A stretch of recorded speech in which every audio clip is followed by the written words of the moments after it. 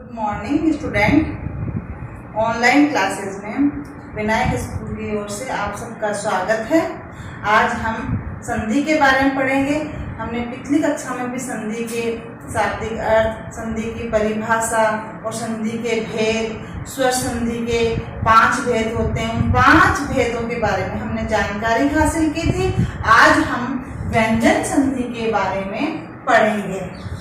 व्यंजन संधि किसे कहते हैं? जब पास आने वाले वर्णों में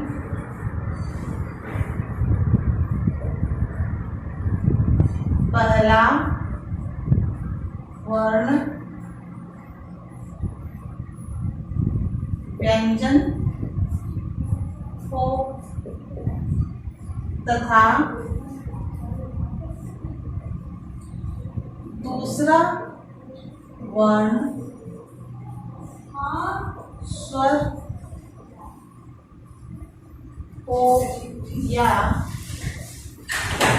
अन्य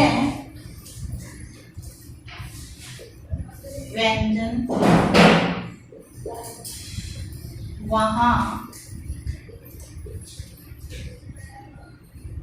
व्यंजन संधि होती है। एक बार इसकी परिभाषा देखें। जब पास आने वाले दो वर्णों में पहला वर्ण क्या हो? व्यंजन हो तथा दूसरा वर्ण स्वर हो या अन्य व्यंजन हो, वहां व्यंजन संधि होती है। व्यंजन संधि के 24 नियम होते हैं, लेकिन हमारी 9th कक्षा में 24 तो नहीं लेकिन 15 नियम लगभग लागू होते हैं। तो मैं आपको व्यंजन संधि का पहला जो है नियम बताती हूँ। पहला नियम क्या है? यदि प्रत्येक वर्ग के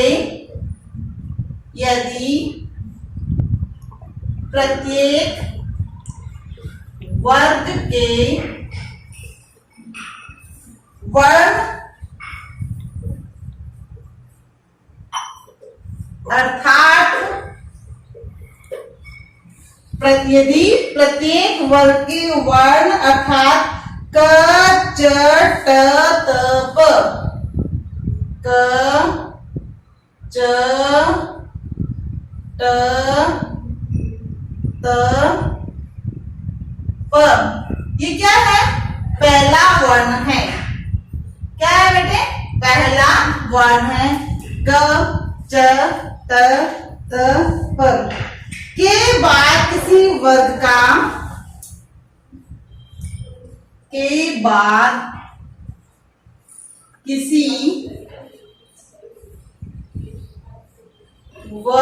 का तीसरा, कौन सा? तृतीय या चतुर्थ, तृतीय या चतुर्थ, तृतीय या चतुर्थ वर्ण आए तो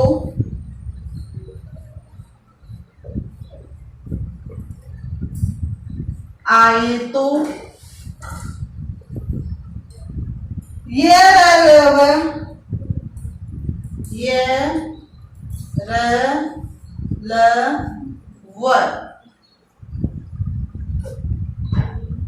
कोई स्वर आए तो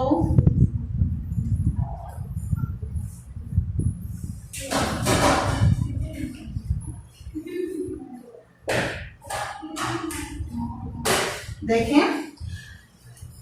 यदि प्रत्येक वर्ग के वर्ण अर्थात क, च, ट, त, प के बाद किसी वर्ग का तृतीय या चतुर्थ वर्ण आए तो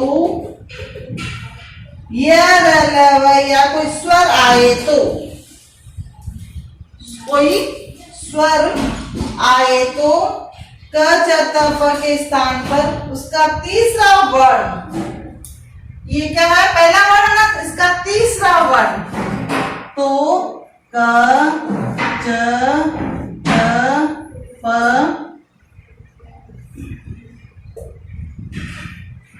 के स्थान पर उसका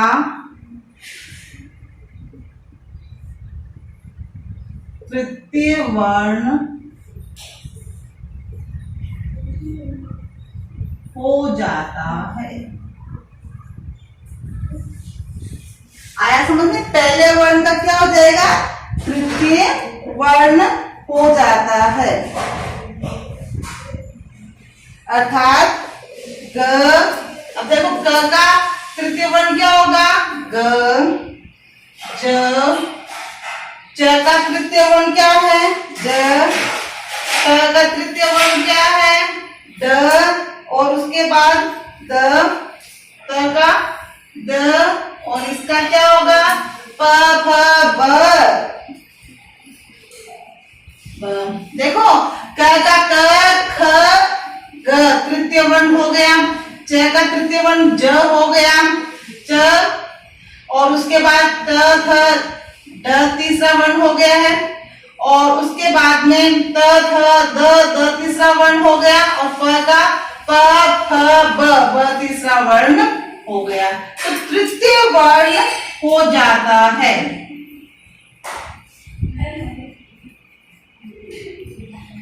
समझ में आया क्या? यह है व्यंजन संधि का पहला नियम। एक बार मैं पुनः इसकी परिभाषा, उसके पहले नियम को बताती हूँ। जब पास आने वाले वर्णों में पहला वर्ण व्यंजन हो तथा दूसरा वर्ण स्वर हो या अन्य व्यंजन हो, वहां व्यंजन संधि होती है। पहला नियम देखें, यदि प्रत्येक वर्ग के वर्ण अर्थात क, च, ट, त, प, प्रत्येक वर्ग का क्या हो, पहला वर्ण हो, उसके बाद किसी वर्ग का तृतीय या चतुर्थ वर्ण आए, तो यह कोई स्वर आए, तो क, च, ट, प के स्थान पर उसका तृतीय वर्ण हो जाता है। ग, ज, ड, द, ब। इसी के मैं आपको 3-4 उदाहरण बताऊंगी। वागीश,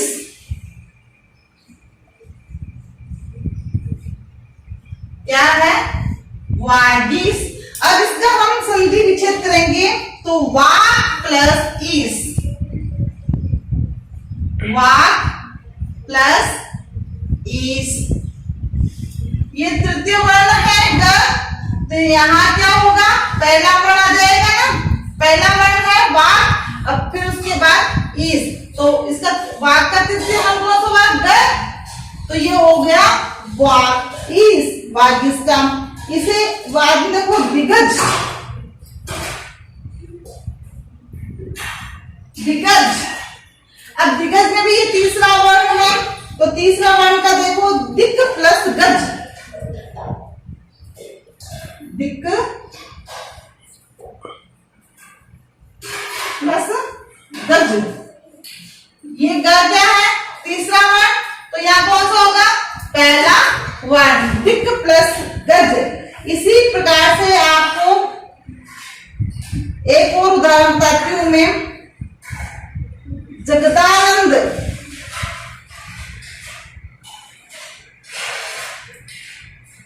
जगदानंद, जगदानंद का होगा जगत, जगत द है ना, तो जगत प्लस उसके बाद क्या होगा, जगत का जगत प्लस आनंद। ये देखो आ का डंडा है द के साथ में, तो आनंद, जगत प्लस आनंद, जगदानंद। समझ में आया क्या?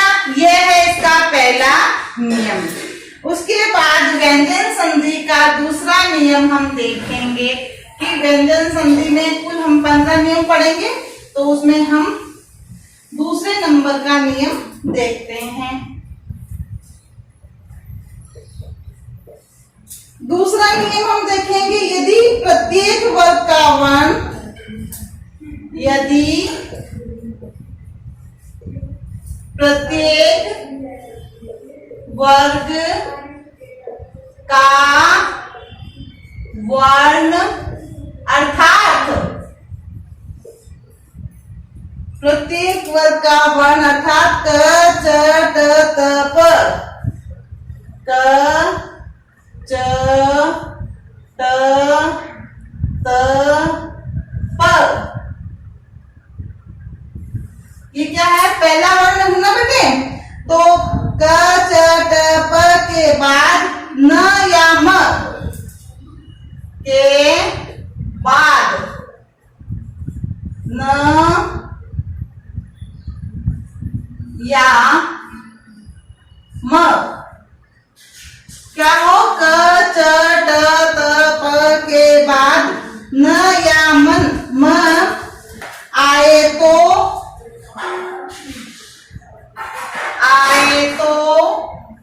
क च ट त प के स्थान पर क्या हो जाएगा बेटे? अपने वर्ग के पंचम वर्ण, इसका क्या हो जाएगा? इसके वर्ग के स्थान पर अपने वर्ण के पंचम, पांचवा वर्ण जो है वो हो जाएगा वर्ग का पांचवा वर्ण ड़ ण ण। देखो क ख ग घ ड़, च छ द ध न, प फ ब भ म, त थ द ध ण। ये क्या है बेटे? पांचवा वर्ण है, इसमें बदल जाते हैं, वर्ण में बदल जाते हैं।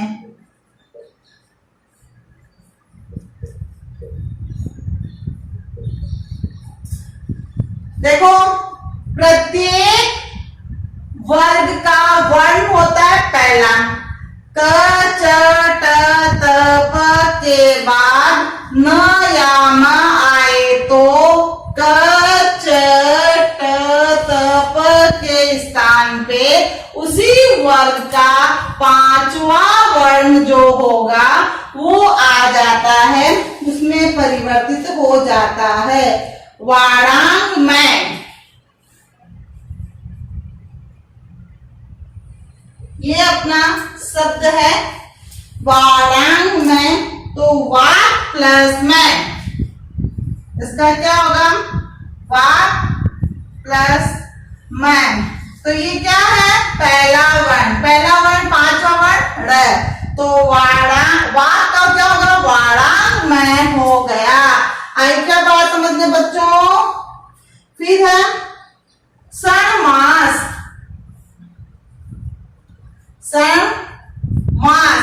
अब मैं का पहला वर्ग कौन सा होगा?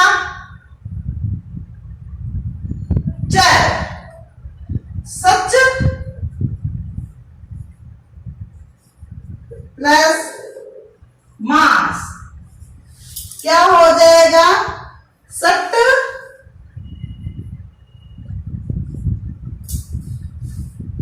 सट प्लस मास। का पहला वर्ग क्या हो गया? ट ट ठ ड ढ ण, सट प्लस मास। एक उदाहरण और बताऊंगी आपको मैं, देखें। मैं, अब इसका म का पहला वर्ग क्या है? प होता ना, प फ ब भ म, तो इसका पहला वर्ग क्या है? प। अप प्लस मैं, आया क्या समझ में? ये अपना हुआ दूसरा उदाहरण। इस प्रकार से हमारा व्यंजन संधि का दूसरा नियम भी कंप्लीट हुआ। एक बार इसको मैं फिर दोहरान करवा देती हूँ ताकि आपको याद रहे। फिर अपन तीसरे नियम को देखेंगे। यदि पहले प्रत्येक वर्ग का जो पहला वर्ग है उसका पहला वर्ण हो गया क और उसके बाद में दूसरे वर्ग का च, पहला वर्ण ट, त, प के बाद में न या म आए तो क, च, ट, त, प के स्थान पर अपने वर्ग के पंचम वर्ण ण, ण, न, म में बदल जाता है। बदल जाता है। तो म या न आए, देखो वाणांग म, तो म आ रहा है ना, ये देखो सब में म है, तो इसका पहला वर्ण है ये वार, तो ये इसका पंचम वर्ण वाणांग म हो गया। सत पहला वर्ण था, तो इसका पंचम वर्ण क्या हुआ ण, तो समास, देखो म आ रहा है इसके बाद भी जो है पहले वर्ग के बाद अब मैं, तो इसमें भी देखो अप प पहला वर्ग है, उसके बाद भी म आ रहा है, तो ये किसमें बदल जाएगा प पंचम वर्ण, प का पंचम वर्ण क्या होगा म, तो अब मैं आया समझ में। इस प्रकार से हमारा दूसरा नियम भी कंप्लीट हुआ। अब तीसरा नियम हम देखेंगे।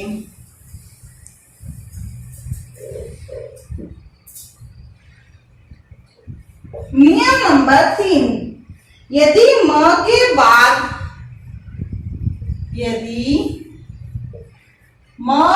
बाद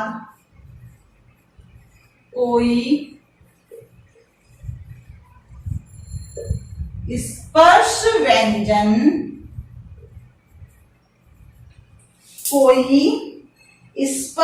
व्यंजन आए तो यदि म के बाद कोई स्पर्श व्यंजन आए तो म जुड़ने वाले वर्ण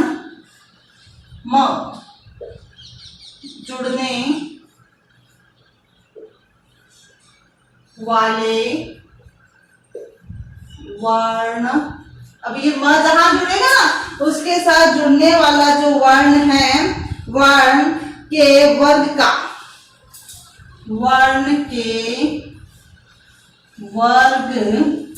का क्या जाएगा पंचम, पांचवा,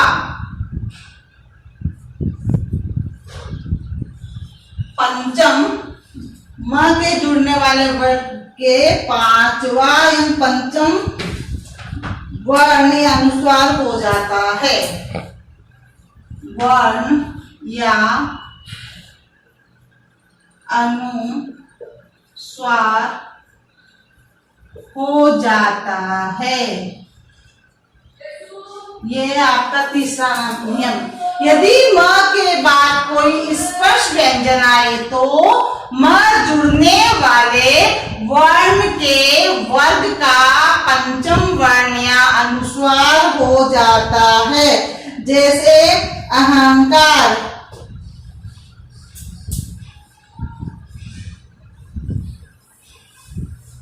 ये क्या हुआ अहंकार, तो अहम प्लस कार, ये पंचम वर्ण बन गया अहम प्लस कार। इसी प्रकार किंचित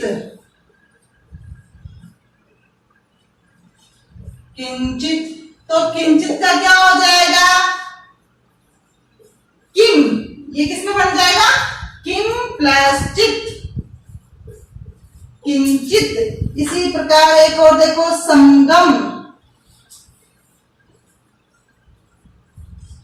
सम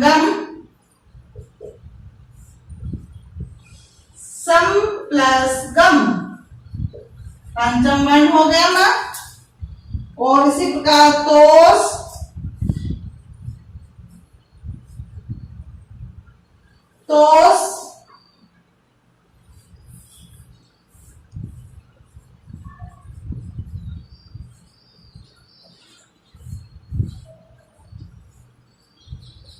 संतोष का क्या होगा सम प्लस तोष, संतोष। ये इसके 4 उदाहरण हो गए, सम प्लस तोस। इसके बाद हम इसका एक और उदाहरण देखेंगे।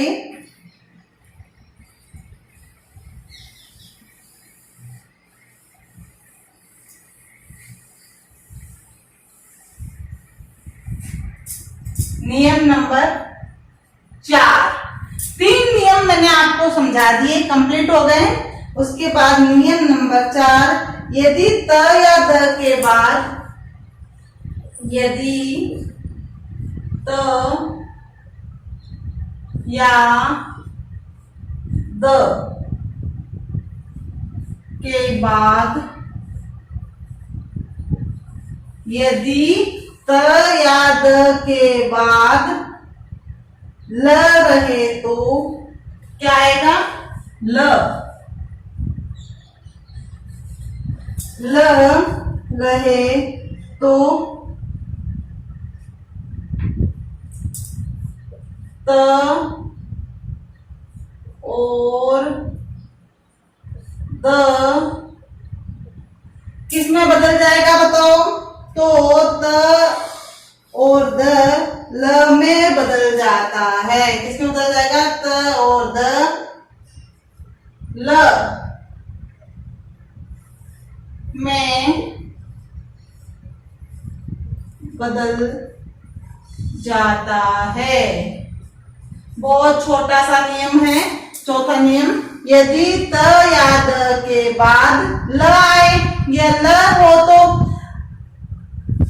तो त और द ल में बदल जाता है। तो उल्लास, उत प्लस लास, देखो उत प्लस लास, तो त ल में बदल जाएगा, तो ये उल्लास। तो क्या हो गया? ल में बदल गया, उल्लास। ऐसे ही उत प्लस लेख, उत प्लस लेख, उल्लेख, ये तो ल में बदल जाएगा, तो उल्लेख। इस प्रकार से हम देखो, छोटा सा नियम है, ये चौथा नियम है जो काफी सरल है। यदि त या द के बाद में ल आए तो त द ल में परिवर्तित हो जाता है। ऐसे ही पांचवा नियम भी छोटा सा है। यदि त या द के बाद, यदि त या द के बाद ज या झ, ज या झ, झंडे वाले ज या झ आए तो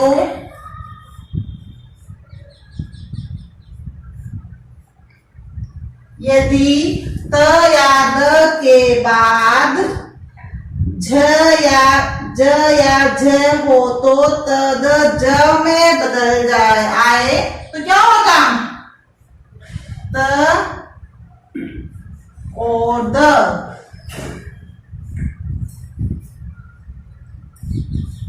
ज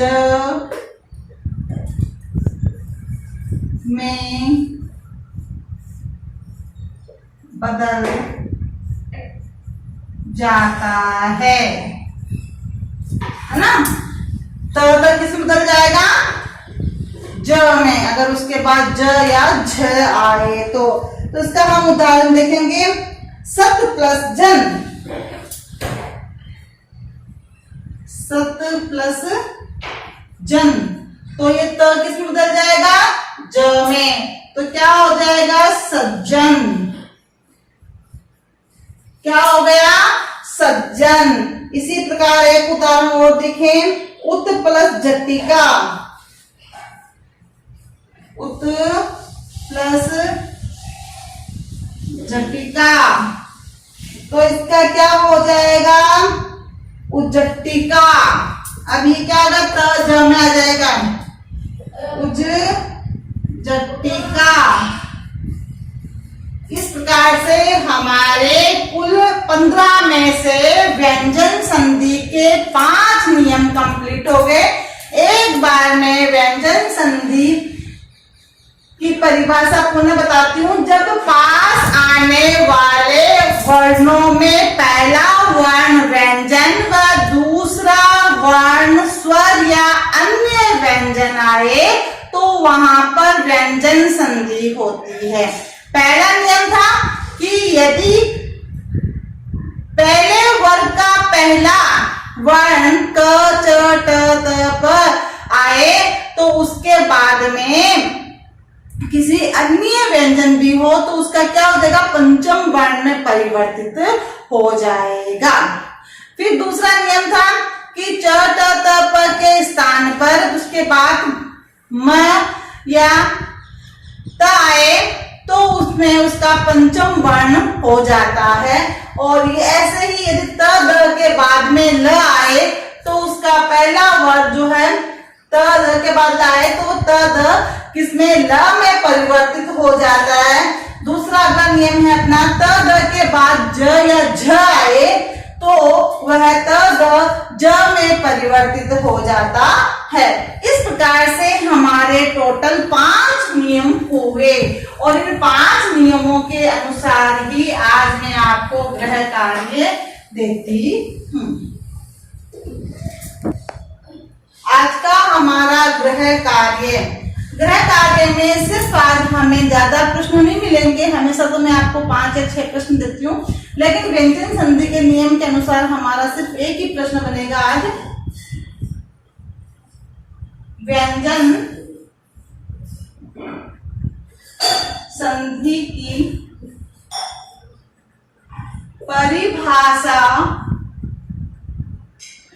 व्यंजन संधि की परिभाषा बताते हुए, व्यंजन संधि की परिभाषा बताते हुए व्यंजन संधि के 5 नियमों के 20 उदाहरण दीजिए।